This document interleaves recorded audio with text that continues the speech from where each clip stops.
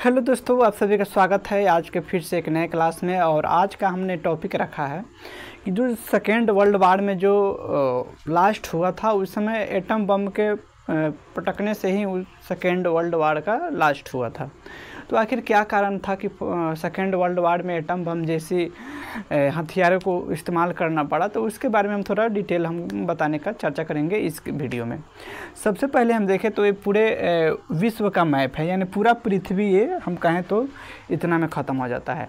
और इसी में जो मुख्य जो देश है, दो चार जो देश हैं उसके बारे में पहले हम लोग देखेंगे। जैसे हम पूरे विश्व की बात कहें तो लगभग 200 देश हैं। तो हम लोगों को 200 देशों से मतलब नहीं है, परंतु मुख्य जो देश है जिससे कि हमें उनके बारे में जानना काफ़ी महत्वपूर्ण होता है, ताकि पूरे विश्व की हमें कल्पना कर सकें या हम अपनी सोच को उस तरह की रख सकें।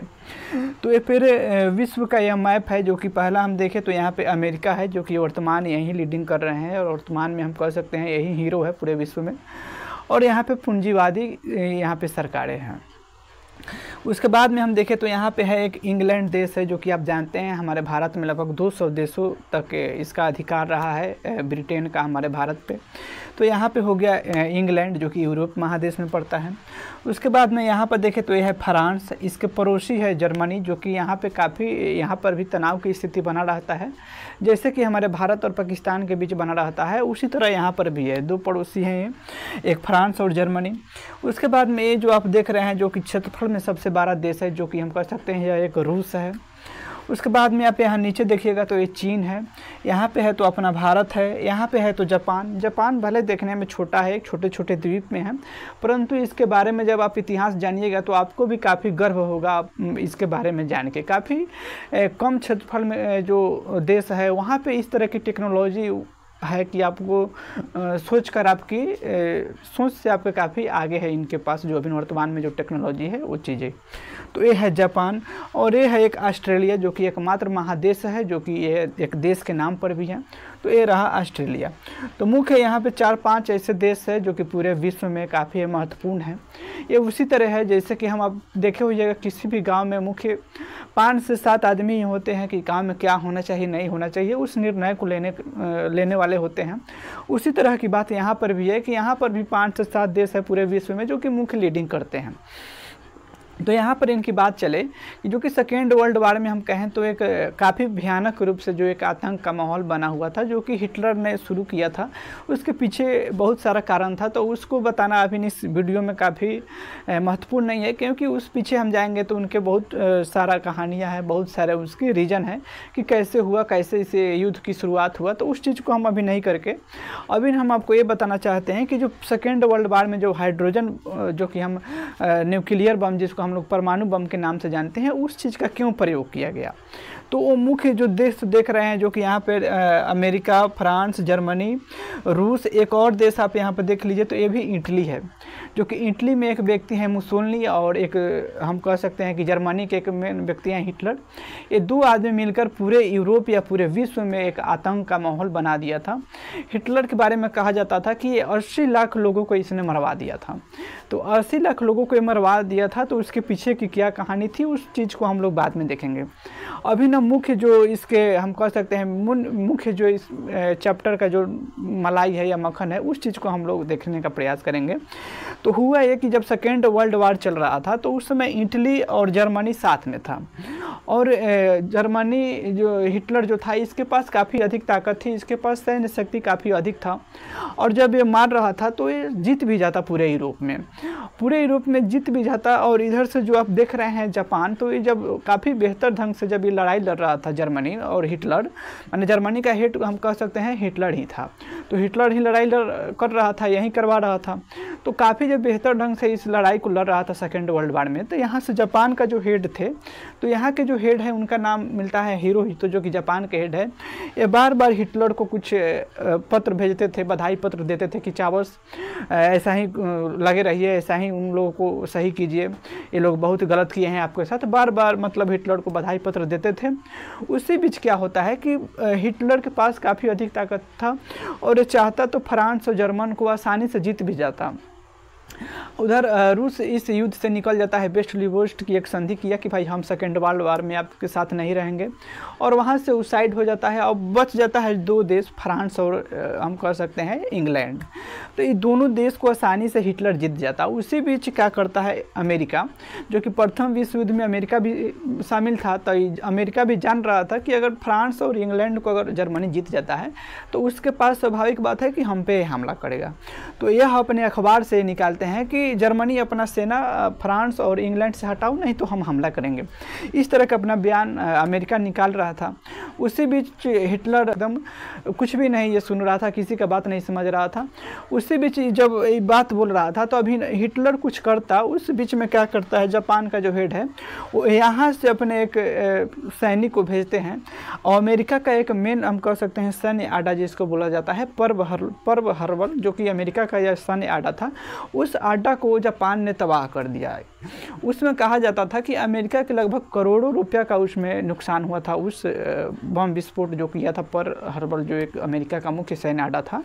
तो वहाँ पे इसका करोड़ रुपया जब नुकसान हुआ तो तब अमेरिका सोचा कि अगर हम इस युद्ध में अगर शामिल नहीं होते हैं तो बाद में अगर जब वहाँ पे जीतने के बाद जब आता है हमारे पास तो काफ़ी भयानक हो जाएगा वो सीन। इसलिए क्या करता है, यहाँ पे फ्रांस और जर्मन को देखते हुए यहाँ पे तीसरा मोर्चा शुरू करता है, और 3 मोर्चे पर उस लड़ाई को लड़ा जाता है, जो कि आप जानते हैं कि सेकेंड वर्ल्ड वार को। और जब 3 मोर्चा पर जब युद्ध को शुरू किया गया तो उसमें ही हिटलर चारों तरफ से घिर जाता है।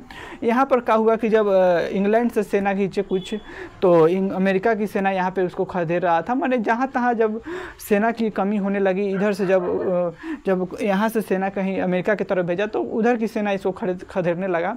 और इस तरह से पूरी तरह से जब अमेरिका की सेना या हम फ्रांस की सेना या इंग्लैंड की सेना चारों तरफ से घेर लेता है, उसी बीच जब हिटलर देखा कि अब आगे कोई चांस नहीं है बचने का, तो वहाँ पे वो अपने आप सरनाइट खा लेता है, और उसके जो भी पार्टी के मेंबर थे वो सभी लोगों को सरनाइट दे देते हैं। साइनाइड क्या होता है, यह एक ऐसा पदार्थ है जिसको खाने से आदमी की तुरंत ही मृत्यु हो जाती है। तो इस तरह की चीज़ करके वो अपने आप आत्महत्या कर लेता है हिटलर, और आसानी से अमेरिका जर्मनी को जीत जाता है। और यहाँ पर जीतने के बाद अब जो भी देश इसमें शामिल था, जैसे हम कह सकते हैं अमेरिका था, फ्रांस था, इंग्लैंड था और चीन भी इसमें शामिल थे, यानी 5 देश मिलकर जर्मन के खिलाफ लड़ा था, हिटलर के खिलाफ लड़ा था। तो ये पाँचों देश सब मिलकर यहाँ जापान को यहाँ पे धमका रहा था लोग कि हमारा जो पर्ल हार्बर में जो नुकसान किया है तुम करोड़ों रुपया का, उसका या तो तुम हर्जाना हमको दे दो, नहीं तो युद्ध करने के लिए हमसे तैयार रहो। और जापान वहाँ पे इतने ताव में था कि वो भी बोला कि हम 1 रुपया भी आपको देने वाले नहीं है, अगर आप युद्ध करना चाहते हैं तो आ जाइए, फरिया लीजिए, हम युद्ध करने के लिए तैयार होते हैं। उसी बीच कई महीना तक एक छोटा सा जो आप देख रहे हैं जापान, जो कि एक द्वीप जैसा आपको दिखाई दे रहा होगा, एक छोटा सा देश कई महीना तक अमेरिका को उलझाए रखा। और लास्ट में जब अमेरिका देखा कि कोई ऐसा विकल्प नहीं है इससे समाधान के लिए, तो वो क्या किया कि परमाणु बम इसके जापान के 2 शहर आप जानते हैं कि हिरोशिमा और नागासाकी पर पटक देता है अमेरिका। और ये जो हाइड्रोजन बम था, सॉरी हाइड्रोजन बम नहीं, जो कि ये जो परमाणु बम था, जो आज तक जापान देखा ही नहीं था इस तरह का परमाणु बम आज हम सिर्फ सुन रहे हैं। अगर जिस दिन आप इसका प्रयोग देख लीजिएगा, वहाँ पर इंसान को वाष्प बनते समय नहीं लगेगा। जैसे कि आज मनुष्य को आप देखते हैं, जो कि नॉर्मल जो मनुष्य है, उसको आप अगर चाहते हैं कि जिस तरह हम पानी को उबालते हैं तो पानी वाष्प में बन जाता है, तो उस तरह अगर जहाँ पे अगर परमाणु बम का प्रयोग किया जाएगा तो वहाँ पर मनुष्य वाष्प की तरह उड़ जाएगा और वहाँ पे उसकी स्पॉट डेट हो सकता है। तो इस तरह से काफ़ी बड़ी संख्या में लोगों की मृत्यु हो जाएगी। इसकी जो रेडिएशन होती है कई वर्षों तक वहाँ पे रहता है। आज भी जापान के जो 2 शहर है हिरोशिमा और नागासाकी, वहाँ पर आज भी लोग विकलांग बच्चे जन्म लेते हैं। तो इसके इतने खतरनाक रेडिएशन होने की वजह से और यहाँ पर मनुष्य की मृत्यु इतनी जल्दी हो जाती है, क्योंकि कहा इस जो परमाणु बम है, इसके बारे में कहा जाता है कि इसमें मनुष्य वाष्प की तरह इसमें मनुष्य की मृत्यु हो जाती है। तो यहाँ पे इसकी भयानक कितनी अधिक भयानक होगी। और जापान ने इस तरह का बम को देखा ही नहीं था। और जब 6 अगस्त 1945 को पहला बम पटका गया, तो उसके बाद लगले ही दूसरा दिन जापान हाथ उठा देता है कि आप जो कहिएगा हम देने के लिए तैयार हैं, परंतु आप इस बम या जो भी हथियार है इसको रोकने का प्रयास कीजिए। परंतु उसी बीच अमेरिका क्या करता है, फिर एक 9 अगस्त 1945 को दूसरा शहर जो कि नागासाकी उसको भी तबाह कर देता है और यहाँ से सेकेंड वर्ल्ड वार लास्ट होता है। और इस तरह से हमारे परमाणु बम का जो खतरनाक जो रेडिएशन है आज की भी स्थिति में वहाँ पे काफ़ी भयानक है। तो आज कहने के लिए आसान बातें हैं, ये सब परमाणु बम या परमाणु बम से भी ज़्यादा खतरनाक हाइड्रोजन बम है। तो हाइड्रोजन बम या हम कहें परमाणु बम, ये सब ऐसी चीज़ें हैं जो कि मानव जीवन के लिए ये सब खतरनाक साबित होगा आने वाले दिनों में। तो ऐसे चीज़ पर हम थोड़ा नियंत्रित करने का हम प्रयास करेंगे। आज हमारा जो राष्ट्र संघ है उसको भी इस चीज़ पे नियंत्रण करने का ज़रूरत है, क्योंकि आज जिस तरह से पूरे विश्व में होड़ मचा हुआ है अपने शांति व्यवस्था को बनाए रखने के लिए, वहाँ पे नए नए हथियारे की रिसर्च हो रहा है। तो नॉर्मल हथियार ठीक है चलेगा, परंतु जो हाइड्रोजन बम है या जो परमाणु बम है, इस तरह के जो खतरनाक जो हथियार है उसका प्रयोग करने से हमारे मानव जीवन में कितना अधिक प्रभाव पड़ेगा, इस चीज़ को भी हमें ध्यान रखना पड़ेगा। तो ये रहा जो छोटा एक जानकारी, जो कि आप जानते हैं जापान में इसको 1945 में प्रयोग किया गया था इस बम को। उसके बाद से फिलहाल तक अभी कहीं पर भी परमाणु बम का प्रयोग नहीं किया गया है। भगवान करे आगे भी इस तरह के घटना नहीं हो पाए, क्योंकि इससे कहीं की भी इंसान की अगर कुछ होती है तो वो भी एक इंसान ही है, हमारे जैसा वो भी, उनके भी परिवार हो गए, फैमिली हो गए, हर एक चीज़ होती है।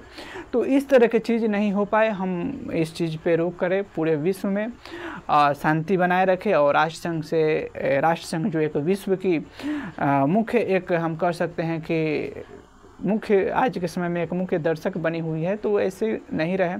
पहले भी एक बार राष्ट्र संघ असफल हुआ है, तो उसके बाद से फिर संयुक्त राष्ट्र संघ का गठन हुआ। तो उनका काम है कि पूरे विश्व में निगरानी रखे, कौन सा देश क्या करता है उस पर विशेष नज़र रखे और पूरे विश्व में शांति बनाए रखे। फिलहाल के लिए मिलते हैं फिर नेक्स्ट वीडियो में। अभी के लिए जय हिंद, जय भारत।